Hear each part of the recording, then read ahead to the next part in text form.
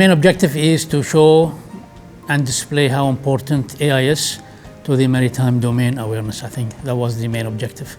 Second is just continuity. AI is an important element, but not by itself, it's standalone, part of the system. So that's actually confirming the correct concept of operation for the National Security Shield project. The other objective as well, that technology in this field is really progressing, and we've seen it, for instance, from some of the presentations, especially the combine between SRT and Exact Earth.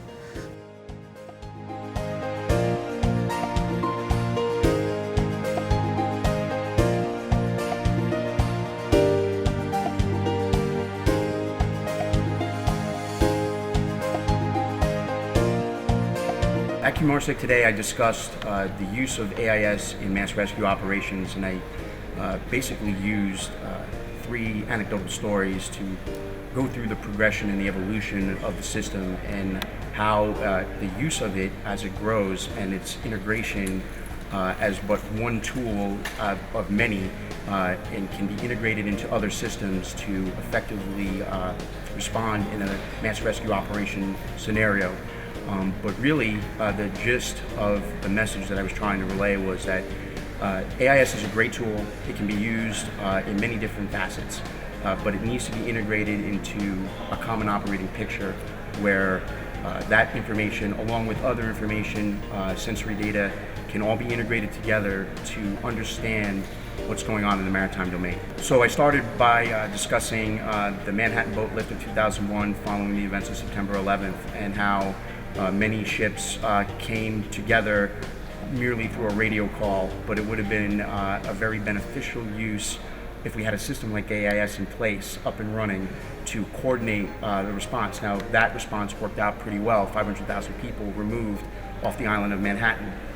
I then highlighted how in 2009, when we had AIS technology and capability, that the plane that landed on the Hudson River, it was fortunate of the location that it landed, basically because it landed in an area where we had VTS information, vessel traffic service information, with other sensors and radars, where we were able to keep track of vessels that were making their approach up to the wings of where the passengers were offloading, and miraculously we saved all 130 people, and then took it to the next event that required some mass rescue operation. In this case, it was more responsive, getting supplies into Lower Manhattan after the events of Hurricane Sandy, and how the Coast Guard Operations Center with AIS in a common operating picture was able to utilize that information to coordinate vessels that were needed, that had critical supplies or critical fuel to help Manhattan recover as fast as possible. Not only with coordinating vessels, but using it to promote safe navigation through confirming ace navigation. I touched on what I believe the three pillars of maritime security cooperation are. That's to first be there, next is to be trained, and then following the most critical thing I think is to be trusted. So being there is presence. So when we come together at events like this, we're able to exchange ideas and we're able to establish relationships and bonds. That allows us to not only be there in a room like this, but also be out on the Arabian Gulf and come together and work together. And that presence provides deterrence in the maritime security arena. It provides vessels that can respond in the event of accident or search and rescue scenario. And then I talked about being trained. And being trained means that we work on our proficiency and skill set as mariners, professional mariners. And those two things come together to hopefully build trust between us and the people that are using the Arabian Gulf, and have those three pillars as a foundation for success of cooperating together, because certainly not one country can do it alone. We all have to cooperate together, and the more we understand each other and come together and make connections at an event like this, the better off that we're going to be, and the stronger we're going to be.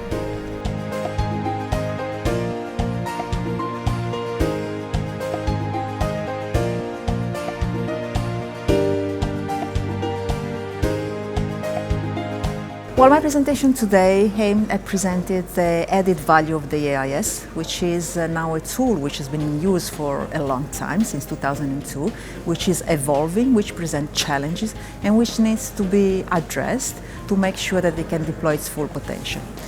I presented today the results of our research at the European Commission Joint Research Centre, where we carry out applied research on IS, LRIT and other data positioning for ships. And the main conclusions are, first of all, that, as I said, there is a big potential. We have been, for example, collecting data over the Gulf for 1 month before coming to the conference, and what I presented was how many information you can draw from historical data and historical use of the AIS to better understand the situation on the sea, the routes, the traffic, a detailed knowledge of the traffic, and also draw conclusions from this information, the anomaly detection, and information about potential threats. But the main challenge with the AIS are the fact that the channels are going to be overloaded. So this is something that is going to be tackled. It is being tackled as solutions are proposed.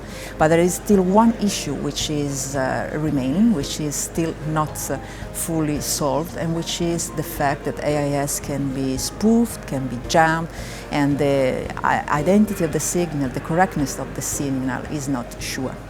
So this is a piece of research we're carrying out at the JRC to identify correctly the AIS.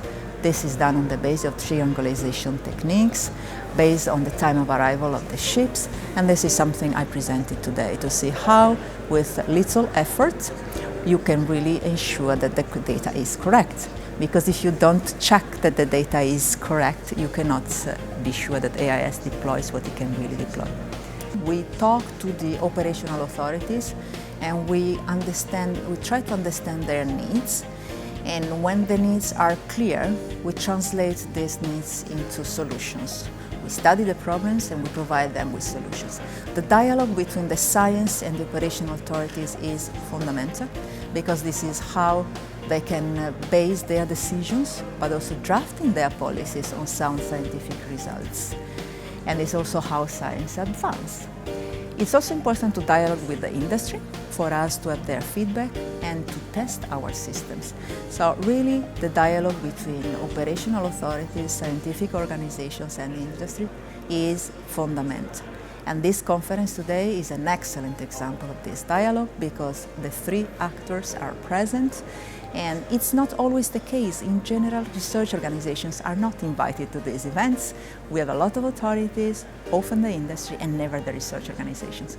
So I am particularly happy to be here, because it's a unique occasion to present the scientific work and also to pass the message that working with the researchers is really mutually beneficial for the authorities, for the research community, and for industry.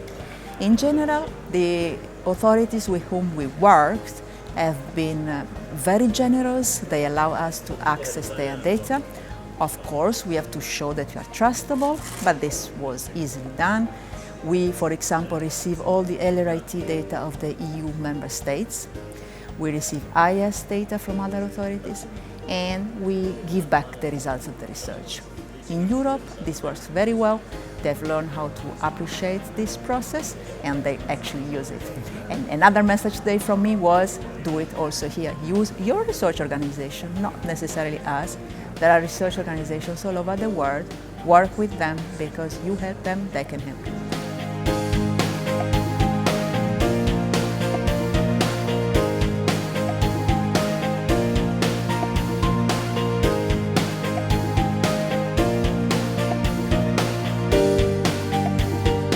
The primary challenge that all these countries in this region, and indeed around the world, are tracking and monitoring small vessels.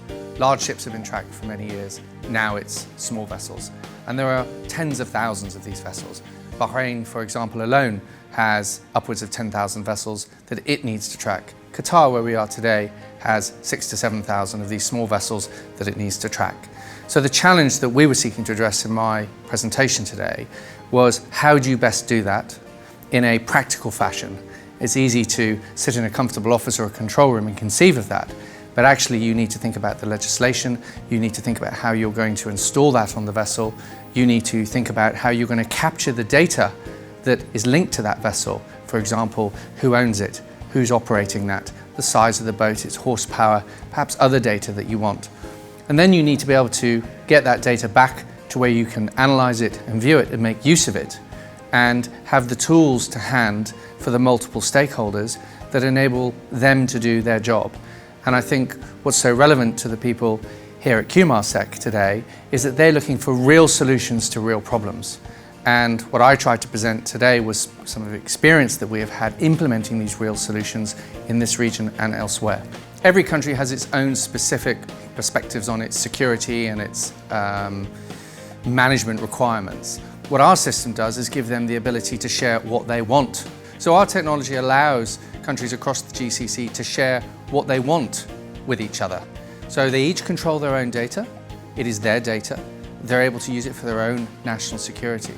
But when you have a proper system properly architectured and you have a national maritime database properly administered, you can choose to share that data with some of the stakeholders within the country and with other countries in accordance to whatever protocols exist between them. And I think as these systems get deployed and the data becomes available and people start to feel the benefit of that, the next phase in that will be sharing that for the common good. I'm sure that will start to happen. But first of all, obviously, your prime concern is always your own security, and that's, I think, where the focus is today.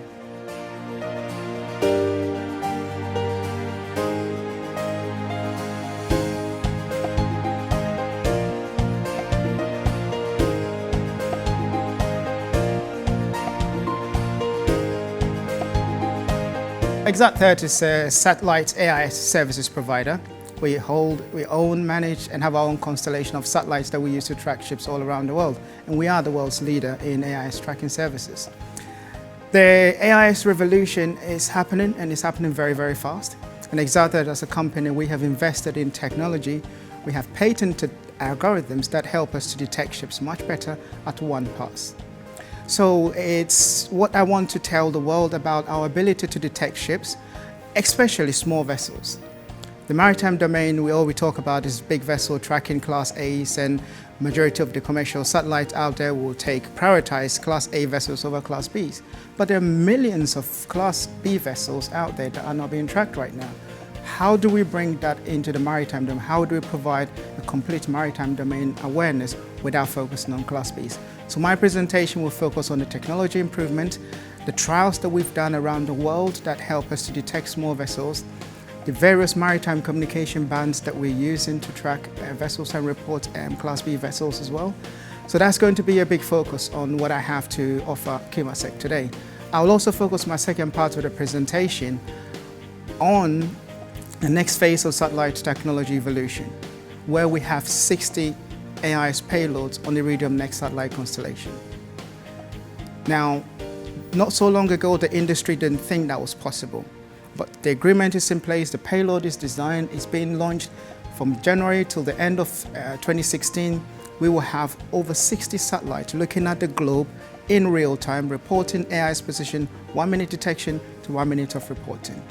And this is going to revolutionize and change the way we monitor vessels. Big data analytics, everybody talks about it. If you're going to detect all these hundreds of thousands, then we're talking millions when we add small vessels to the bigger vessels, Class A's and B. How are you going to manage that data? So at ExactEarth, we've spent a lot of money, a lot of research, investing in big data mine or big data technology, storing the data, processing it, and being able to make that data available to our client. I'll touch on big data analytics. Normally when we talk about big data, people are talking big data, but at ExactEarth, we see it the opposite way. We see it as looking for the small data in big data. So when we take all the millions and millions of positions that we record every single day, and we store, so we have over 5 years of archive, what is it that is in there that help our clients to understand the maritime domain? What is the small data, ship rendezvous at sea, unexplained speed, slowdowns? There's so many attributes that you can find from the knowledge that we already hold. And we're going to talk about how we are harnessing that content to help our client. We have a patented technology that goes into a unique identifier, low-powered identifier, that can be charged and put on a vessel, or can be put on a vessel, small canoe, that only our satellite can detect. 100% detection rate. We've worked with SRT, we've invested millions in developing this unit. The unit is right here, it's live, and I know that we're rolling it out around the world. That is what makes ExactEarth unique, and all our satellites are enabled to detect these vessels all around the world.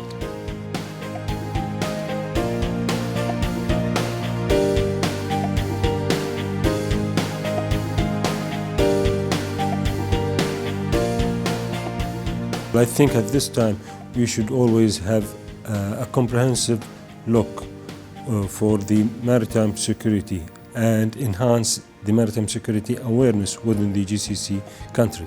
I think technology and industry have sized the AIS for us so we can fix it on a small boat, tracking our fishing fleet, tracking our ledger boat, and this will take us to the other part of the implementation of AIS system, which is the safety of life at sea. And I think it's very important issue to have the safety and security of people at sea. I think it's very useful, and I would like to thank the Qmarsec for their invitation for us all and collecting all those experts here in Doha, and a special thank to Brigadier Al-Manna'i for bringing us here. And we look forward that next conference will have more elaboration on data fusion and how to share information.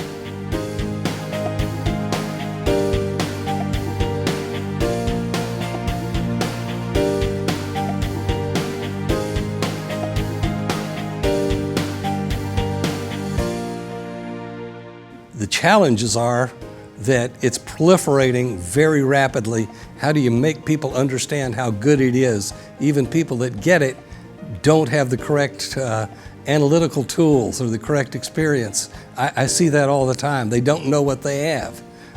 They pay for it and they think, okay, we've got dots on the screen.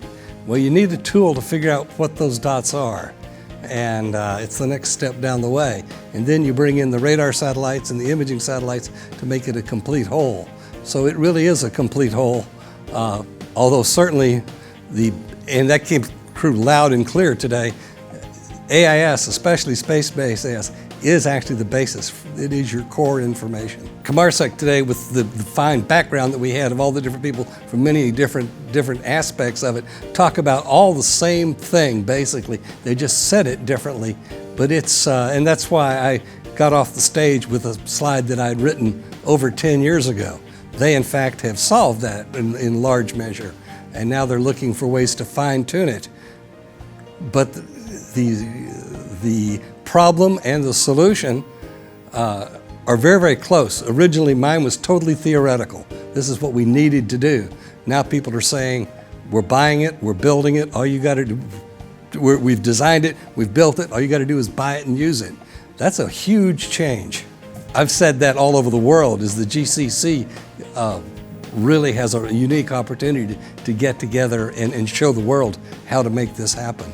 They could be copied everywhere. They could actually make a lot of money by building it here and then selling it everywhere else.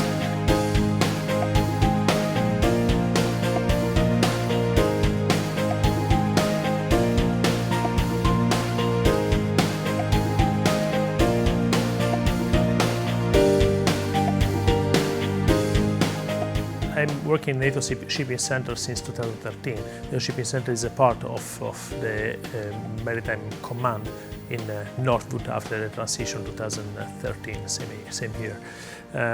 NATO Shipping Center itself is tasked to support the merchant community as well as the military operation and exercises, and it does it actually in manifold ways. Like first of all, like it acts as a maritime advisor for the merchant shipping and the broader maritime community.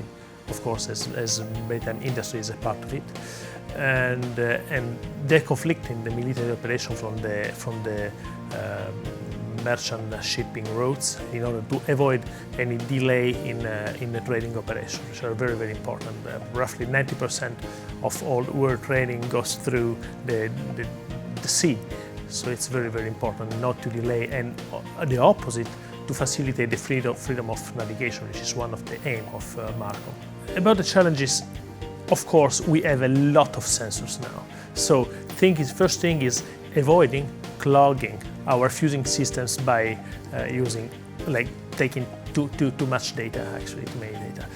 On the other hand, we take advantage of having so many resources out there because we need to build our pattern of life, which is not like knowing everything about every single ship around, but of course it's like finding the trend and the areas where the shipping is more, the area more sensitive for the shipping industries, in order also to get the anomalies and investigate further those anomalies in our areas of interest, in the Maritime Command, NATO Maritime Command areas of interest. So that's mostly what is it. Like the first challenge is probably having too many data available. On the other hand, of course, the AIS, which is one of the main pillars of the sensor-based network, of course, is definitely improving, but in the satellite side, it hasn't reached yet the perfect condition. For example, not all classes of AIS are detected by the satellite. Sometimes data can be manipulated, and the passage sensors of the satellite are not so continuous yet.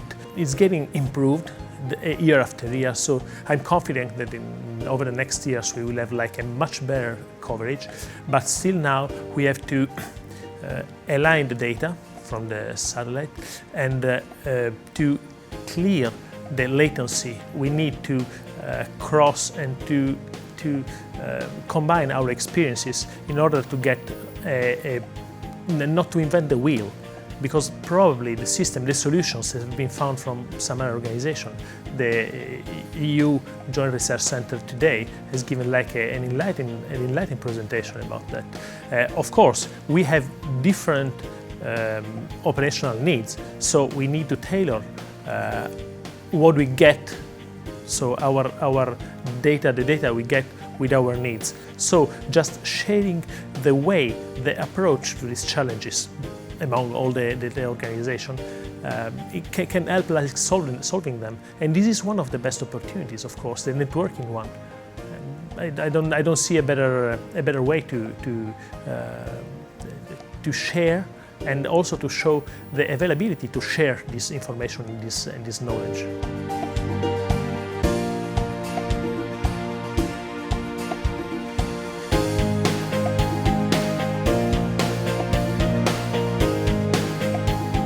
It's not easy always to reveal information you gather in field.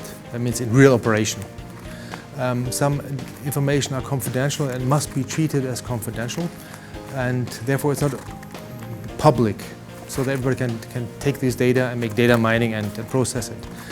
Such conferences here, which show this information, give us a great appetite to go for this data and to scratch at the doors at the operators to provide us some more insights, to give us some look into it without jeopardizing confidentiality, and to maintain the overall arena which is set by the end user.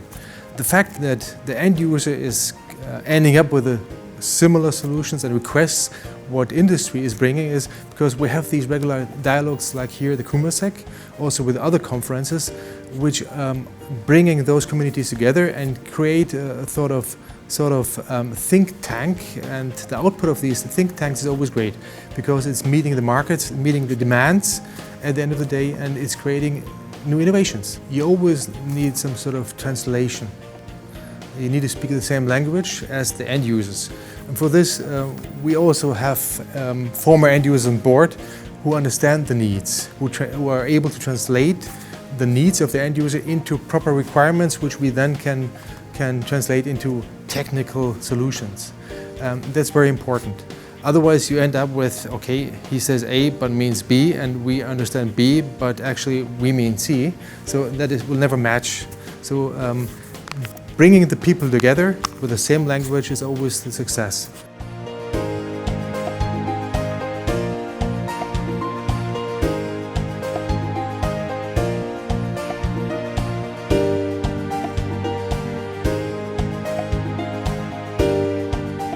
Certainly, it was a pleasure to come to Qmarsec in 2015, and there was a lot of awareness created about AIS as a tool for tracking, and the value I wanted to add to the conference was to create awareness of how big data analysis combined with AIS could be a game changer for national security for the GCC countries. So I hope I made the point, and I tried to articulate that there's going to be a lot more data that's going to be coming down from all these numerous satellites that are going to go up in space. And so I think the essence is not so much of getting just data. It's going to be about having quality data that turns into actionable intelligence. I think Qmarsec is unique in maritime security conferences in that you go into a subject matter and you go into details. So you actually are having conferences that are not too broad, but you go deep. And so I think the fact that you brought such distinguished speakers for the AIS speaks in itself. And I would say that collaboration between industry and the stakeholders is a very important point, because in the end, the industry is there and they have to be able to meet the needs of the stakeholders. And so I think these are all positive things, and the fact that we all compete, but we also share, and collectively we move the ball forward.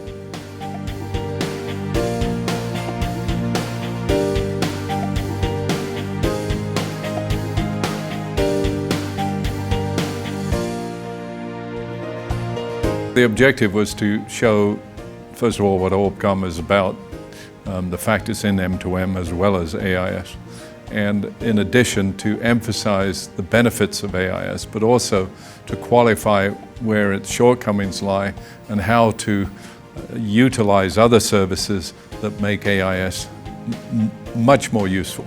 The emphasis was to show ORBCOMM that it is in the M2M world as well as the AIS, and also to emphasize, since this is a security conference, to emphasize AIS's benefits but also its shortcomings. Because when you're dealing with security, they need accuracy, they need concrete information. And I wanted to make sure they appreciated that. And then at the end I showed how various users, especially governments, are combining all the services that are available besides AIS. LRIT and satellite services, etc. It's very important for us because this particular conference deals, as I said, with security. So it allows us to get access to government agencies where most security resides, which normally you may not. It's sometimes very difficult to get into governments, especially dealing with security, because that's what it is. So they aren't willing to talk to you about it. Whereas at a conference like this, you can meet them, you can discuss with them within the boundaries of what they're allowed to talk about. And that becomes very important. So to me, it's a very important conference. And interestingly enough, there aren't many of our users here, but there could be next year.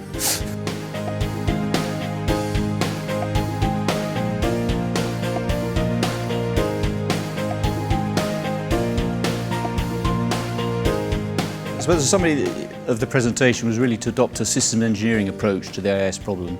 AIS on its own, I don't think, is a solution, especially not in the military warfighting environment and in a combat system. So adopting a combat system approach where you look at the whole enterprise requirements and you see where AIS fits in that in the military context is a sort of message of the presentation, really. Kinetic is a long-standing, as a Navy supporter, as a Navy strategic partner and a customer friend. And that's really the message I was trying to get across. It's a very efficient way of doing it. When you travel out to the region and to be able to see all the people in one go in this environment, in this context, was absolutely invaluable. It was particularly pleasing to see other delegations here as well from other people in the GCC and the surrounding areas there. So absolutely essential.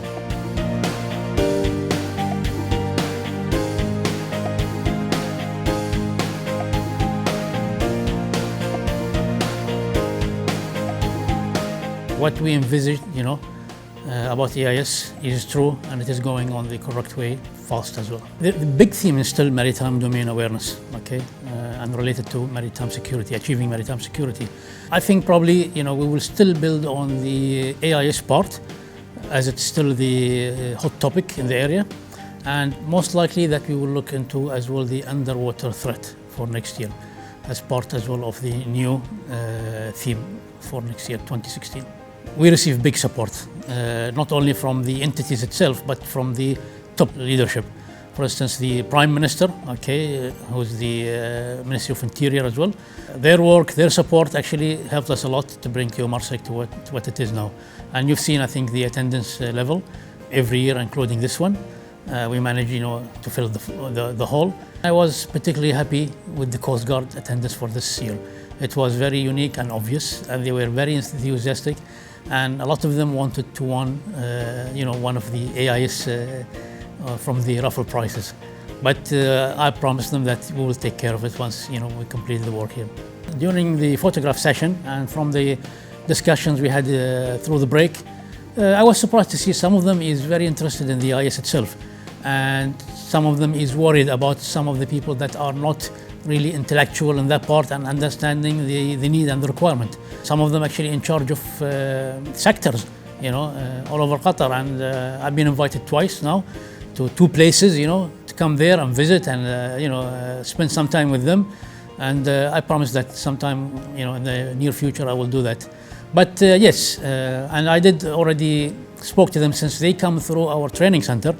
I always give them support and inform them that, we build this system and this capabilities and we do this conferences, not for us, it's for them, okay? And they should carry this forward in the future, and it is their responsibility to continue this path. As far as the sponsors for Qmarsec 2015 as well, we'd like to thank the sponsors Airbus, Defence and Space, Abu Jumhur, SRT and MBDA and Airbus helicopters as well. They've been very supportive. They've been with us since the beginning, and I think that's reflects the kind of relationship that we have with them as the national security shield with the industry. We hope next year as well we'll get the same support, and from the rest who are interested in continuing with us on the future as well.